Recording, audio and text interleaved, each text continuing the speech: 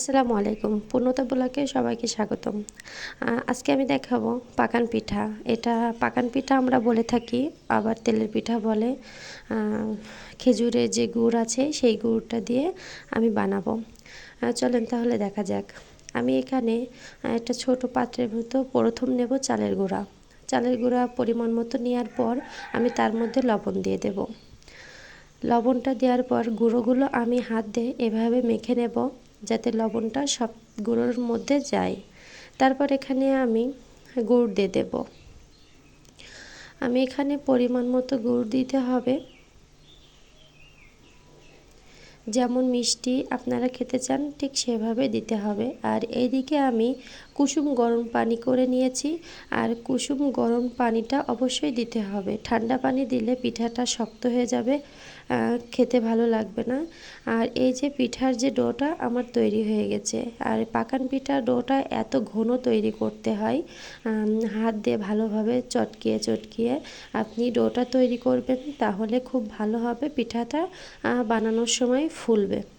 আমার এইদিকে ডোটা তৈরি হয়ে গেছে। এইদিকে আমি পরিমাণ মতো তেল দিয়েছি, তেলের ভিতরে গরম করে আমি ছেড়ে দিচ্ছি। এই দেখেন প্রথম পিঠাটাই তাই এত সুন্দর হয়েছে। এভাবে করে আমি সবগুলো পিঠা বানিয়ে ফেলবো।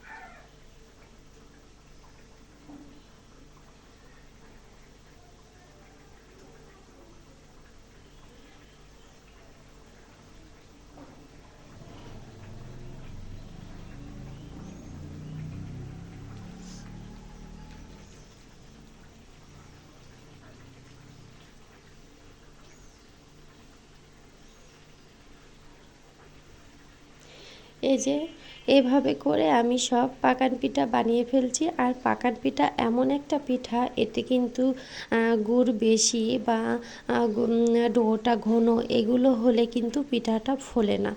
একদম পারফেক্ট হতে হবে, তাহলে পিঠাটা ফুলবে আর খেতে ভালো হবে। আপনি যদি গুড় একটু বেশি হয়ে যায় তাহলে কিন্তু পিঠাটা শক্ত বা ফুলবে না। একদম পারফেক্টভাবে দেওয়ার চেষ্টা করবেন। আর আমি যেভাবে দিলাম এভাবে আপনারা দেওয়ার চেষ্টা করবেন। এভাবে দেখবেন বানালে খুব সুন্দরভাবে আপনারা বানাতে পারবেন। যারা পিঠা বানাতে পারেন না তারা এভাবে চেষ্টা করলে অবশ্যই হবে।